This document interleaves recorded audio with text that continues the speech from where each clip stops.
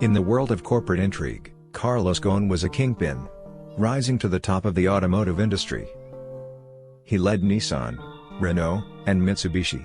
However, his reign abruptly ended in 2018 with his arrest in Japan on charges of financial misconduct. Facing the prospect of a lengthy prison sentence, Ghosn refused to surrender. Crafting a plan like no other, he vanished from Japan inside an audio equipment box. His escape baffled the world, leaving behind a trail of questions. Join us as we delve into Carlos Ghosn's remarkable flight to freedom. Stay tuned for the captivating tale of his incredible escape. First, a brief history of his early life. Carlos Ghosn, a Lebanese man born in Porto, Brazil in 1954, spent his early years in Porto and Rio de Janeiro before returning to Beirut, Lebanon for his secondary school education. He pursued 2 engineering degrees in Paris and then joined Michelin, the French tire manufacturer, as a management trainee in 1978. Carlos quickly rose through the ranks at Michelin, becoming the plant manager in Le Puy-en-Velay, France, in 1981.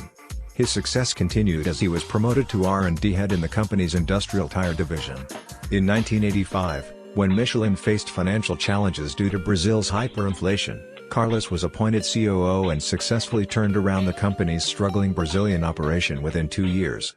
His cross-cultural management style, honed through working with diverse nationalities, contributed to his achievements in South America, leading to his appointment as the president and COO of Michelin North America in 1989. He later became the CEO of Michelin North America. In 1996, Carlos was invited to join Renault, a struggling French automaker, as the executive vice president. He took charge of the company's manufacturing and purchasing, advanced R&D, and powertrain operations, and also led Renault's operations in the Southern Common Market. Through strategic restructuring and cost-cutting measures, including closing some factories and reducing the workforce, Carlos successfully turned Renault into a profitable enterprise. In 1999, Nissan, a Japanese auto company in Tokyo, faced even greater losses than Renault and was burdened with a debt of $20 billion. Only 4 of its 48 models generated any profit. Nissan sought help, but no organization was willing to invest in an almost bankrupt company due to fears of losing out. To tackle this challenge, Nissan and Renault allied, with Renault acquiring a 36.8% stake in Nissan. Carlos was appointed as the COO of Nissan after the Renault-Nissan alliance to aid in the company's revival. Carlos set an ambitious goal to bring Nissan back to profitability and clear their accumulated debts within 3 years. To achieve this, he devised the Nissan Revival Plan, implementing radical structural and corporate cultural changes in the company. This included closing 5 factories, cutting 21,000 jobs, breaking traditional systems, replacing seniority-based promotions with profit-based ones, selling off shares in carrots of partners, adopting English as the official language, and recruiting top talents from rival Isuzu and Renault, France. Although Carlos Ghosn had set 3 years to achieve his goals, there was a great turnaround in his first year, and the company started recording profits. By the end of the 3 years in 2002, the company had become one of the most profitable automakers. As a result, Carlos was appointed the CEO of Nissan Motor Company, Limited, a position he held until 2017. He then set another 3-year goal called Nissan 180, which was also successfully achieved. His remarkable success transformed him from a foreign outsider to a foreign savior in Japan, and he received applause from both the business community and the press. Carlos started receiving awards after awards, and he became one of the world's most respected business leaders by being the first person to run 2 of the biggest car companies, Renault and Nissan, simultaneously. He attained this title after being appointed as the president and CEO of Group Renault in 2005. In early 2007, Carlos became an outspoken proponent of zero-emission electric vehicles, leading the innovative Nissan Leaf and Renault Zoe under the Renault-Nissan Alliance. This alliance became the world's first to offer a fleet of affordable zero-emission cars, making the Nissan Leaf the world's best-selling electric vehicle. Within a decade, the alliance had sold more than 441,000 EVs, and presently, over half the electric vehicles on the world's roads were produced by the Renault-Nissan Alliance. In November 2018, a surprising incident unfolded at Tokyo Airport. Upon landing, police arrested Carlos, accusing him of manipulating financial records. This marked a troubling phase in his life. The news was sudden, catching everyone off guard. According to Carlos, a conspiracy was plotted against him to bring him down.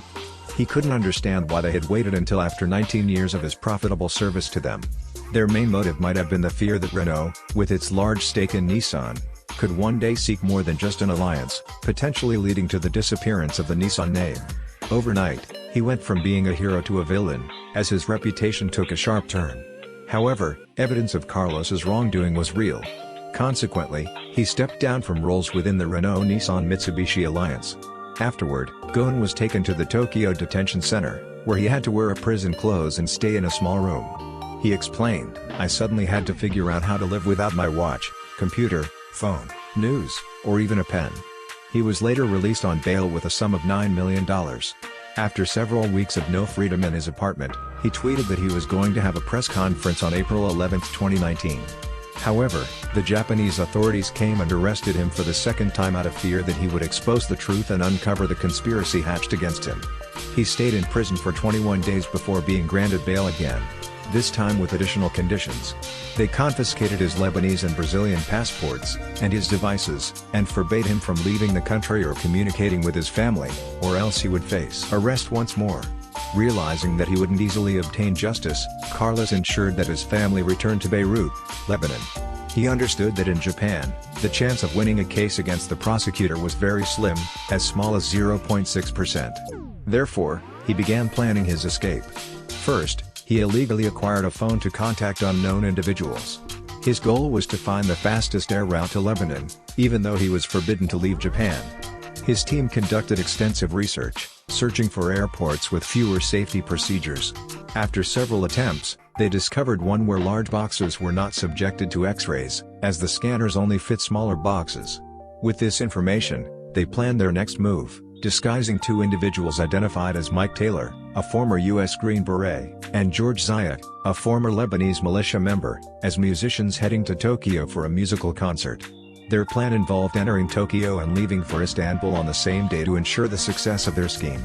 Meanwhile, Carlos was contemplating how to leave his residence without being noticed by the informants who constantly hung around his house to spy on him, as well as the general public. On December 29, 2019, the day chosen for Carlos to escape, the two disguised musicians fled to Tokyo in a private jet with their musical instruments, while Carlos invited the press to create a distraction and make the informants hide, preventing them from being seen. Amid the disorder, Carlos disguised himself and made his way to the Grand Hyatt Hotel, where the musicians were waiting for him.